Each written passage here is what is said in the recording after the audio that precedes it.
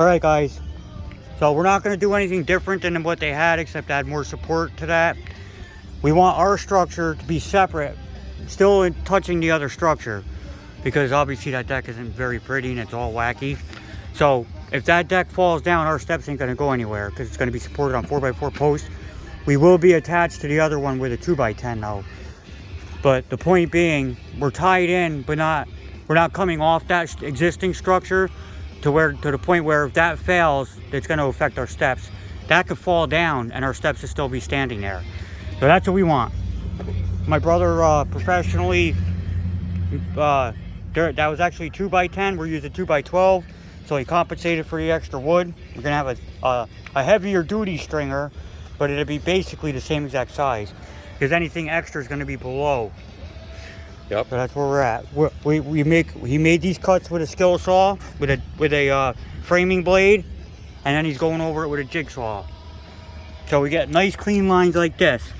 Now when you guys do stringers, if you ever see it, all the little triangles missing out of it, a lot of times that comes from cutting extra, running your saw too deep, and then it causes splintering or fracturing in those areas. That's where we're at on these.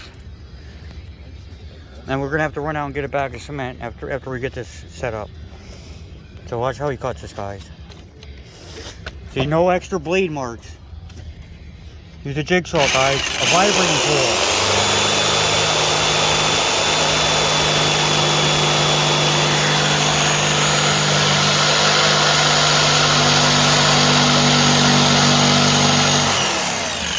On the camera, it looks like it's going really slow. Funny looking. Yeah, it's slow motion things. It's cool. Right. See that, guys? No extra cut. It doesn't extend past where it needs to. Using that or a vibrate tool could really add years to your stringer. When you cut, when you got a job and it's these things, but it's on the stringer, it's not good for the stringer. That's where your split is going to start 90% of the time. There, or these little triangles at the tip, they'll get a nail goes in here and the crack just spreads.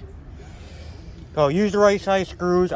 If I'm using, I would use 2.5-inch screws with the head just barely below the level there, and I would even take joist tape for decks and put joist tape on this before I mean, but you know, we're here or there. This is gonna last 30 years no matter how you look at it.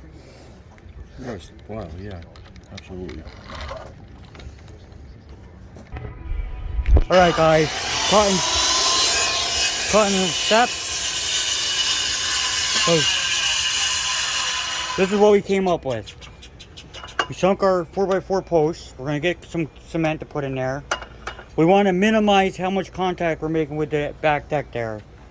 So how we devised our strategy was we cut our stringers first, and my brother said, well, we need to mark how much of the stringer is going to be sticking out, because our mounting points, this rail here is actually in the front and this side is actually further back. So we mounted them to those legs right there. One stringer would be in further, like 2.5 inches than the other one. So we picked a happy medium. We split the difference, and that's how we ended up with that. Now look at her level. That ain't perfect, but that's close to perfect. Indistinguishable by anybody, unless they have professional equipment and they're in the field doing professional things with professional birds.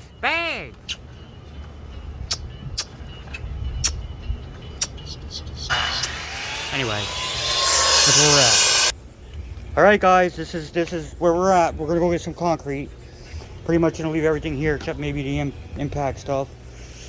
And great, look at that. We were gonna use a 2x10 and tie this in with a 2x10 in the back, but we decided we're still attached to the original structure, but our stairs are gonna be mostly freestanding. So it's attached enough to where this ain't gonna pull away, even if an earthquake happened.